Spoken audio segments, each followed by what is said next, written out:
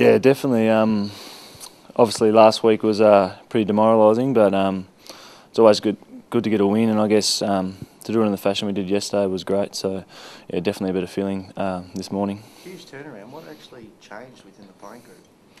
I think probably last week a few home truths were probably told to a few blokes, and as a group we were pretty stung by our performance. We probably thought that we were a bit past that. We probably thought that was 2008, 2009 performances. And as a group, we knew we had to respond this week, more as individuals and as a team, because we knew the week before was pretty horrendous. Was it a product of what you actually went through at training during the week? Yeah, well, we probably the good thing is we had 10 days, so we had 2 or 3 pretty hard sessions, and we knew it started on the training track, and we had, as I said, the training was pretty hard. We had a lot of tackling, a lot of focus on pressure, and just pushing up the ball carrier and just effort really, and that it all started at training, and I think that's reflected in the game. And you brought in Robbie Kearns, is that right? Yeah, Robbie Kearns came and spoke to us later in the week, and he sort of spoke about the culture that Melbourne Storm have and how the tackling is their major focus. They have 300 tackles in a game. I mean, we may have 80. And just spoke about after the game being able to look your teammate in the eye, and that was our whole focus, because the week before we couldn't really look at each other in the eye and know that we'd put in a good effort. So yeah, he was really good, Robbie. Is that an advantage of being at a facility like this, that you can build relationships with other teams in other codes and sort of bounce a few ideas off each other? Yeah, definitely. You come to Amy Park and you know you're in a professional environment the whole time. You got Victory, the Storm, the Rebels train here. I mean, Cameron Smith came and spoke to us last year as well. And obviously Victory and Storm are 2 very successful sides in their competition. And you can bounce ideas off each other. In the gym, you know, we work side by side with the Storm guys, and you see what they're pushing in the weights and stuff and their techniques, and you can get stuff off them, so it's definitely an advantage, yeah. Did you know going into the game in the rooms, could you feel a different vibe? Did you know that you were switched on and ready to go? I think there was definitely a resolve there in the boys' eyes. I mean, we'd been stung the whole week. I guess more internally. I guess that's what we really concentrated on. We knew that we were past those performances, and we needed to go out there and show it. How do you make sure? Have you heard much about what the go is there? Not yet. I've just seen Grimes then. He's off for a scan now, so just hoping the best for him, and I think we'll find out later today the extent of his injury. So.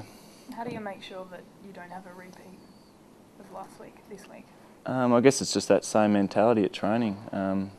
We know that's where it started last week, so I guess it'll start today from here on now to the game on Saturday. We've got a short break this week, so we probably won't be training as much, but when we do, we know it starts there, and intensity at training, and then the same mental approach to this week's game. We don't want to be a team that yo-yos with a West Coast performance to a performance like yesterday. We want to keep that same intensity every week to be consistent. Brad Green was pretty fired up after the game. What did he say to you? He seemed to bring you together and have a nice chat. Yeah, well, Brad's been great all year. I mean, his performances haven't been where he's wanted them to be, but he hasn't let it affect his leadership at all. And we all look up to Brad. He's the most professional player at our club, and we knew the tide was going to turn. And you never question Brad's effort, and he's inspiring to play under. And he just said to us that it was time that we stood up for the club. And after the game, though, what was his message after? Just that we haven't proven anything yet. So we know we're capable of those performances, but it's the week in, week out mentality we've got to have now. And we've got North this week, and we moved on pretty quickly because he said basically 1 week's not good enough. So. Do you feel they've been a bit of a bogey side for you over the past 2 years, North? Yeah, definitely. We haven't beaten North since I've been at the club, so I think 2006 was the last time we beat them. And they're a team that's pretty similar to us, a young team on the rise, and we know it's going to be a hard game. It always is when you're up against North, because they give their all.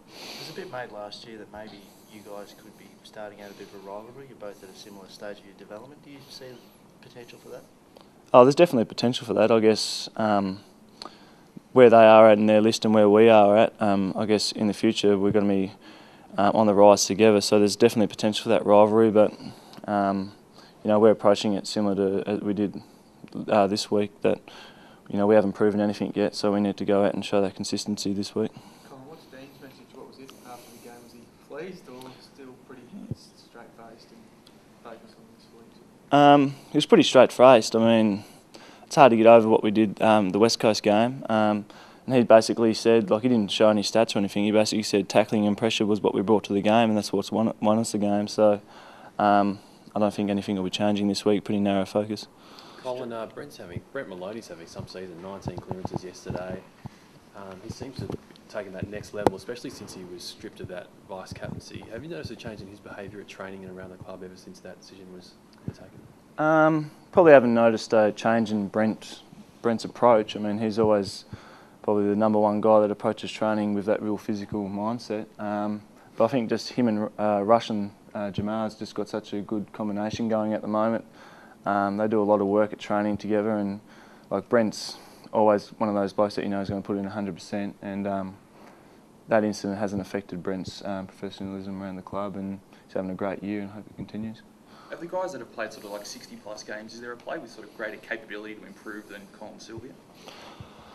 Look, Cole's obviously one of our best players, and when he's playing good footy, Melbourne's playing good footy. So, and his score involvements are right up there in the AFL. So, Cole just needs to bring that every week, and he's really inspiring the way he goes about. He's really physical, and we need Cole playing like that every week because he's one of our better players. The way he can sort of have an impact in the midfield and forward line, do you sort of see him as sort of a younger version of maybe sort of like a Paul Chapman type of player?